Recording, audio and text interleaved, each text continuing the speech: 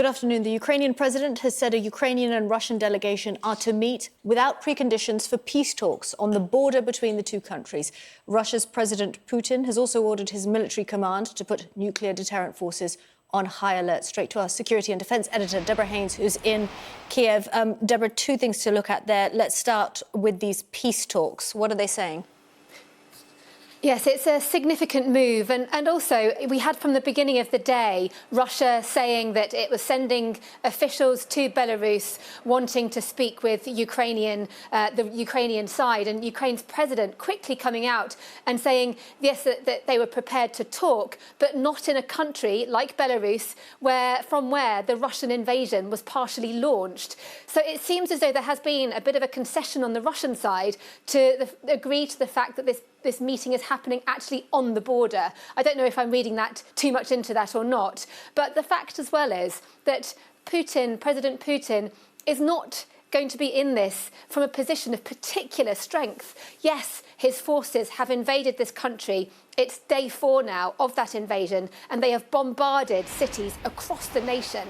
But they have also met, surprisingly for them, I think, stiff Ukrainian resistance on the ground, and then overwhelming resistance from the Western world internationally. I mean, just take Germany's stance in terms of cutting off this multi-billion-pound pipeline, sending in weapons, saying it's going to send in weapons to Ukraine, and today announcing that it's going to significantly increase its own defence budget. Also, lots of European nations shutting off their airspace to Russian planes and cutting Russian banks out of the international financial system. Significant body blows for the Russian president over his actions here. But these actions, he sent this country into crisis. Clearly, the Ukrainian president needs this war to end. But hopefully, if these negotiations are happening with the war in this current state, then he has a relatively strong hand to play. OK, Deborah, talk us through this recent news that President Putin has ordered his military command to put nuclear deterrent forces on, quote, high alert. That sounds like he's upping the stakes with an extremely aggressive move.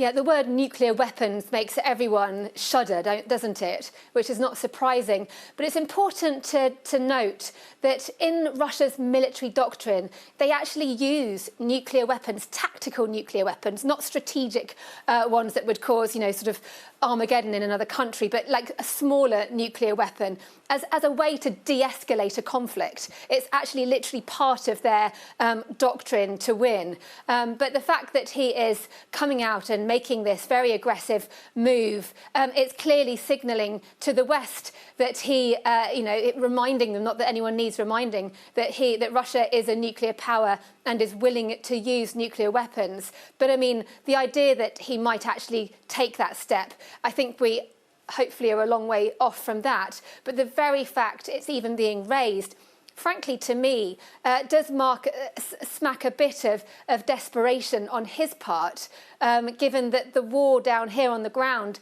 doesn't seem to be going in his direction.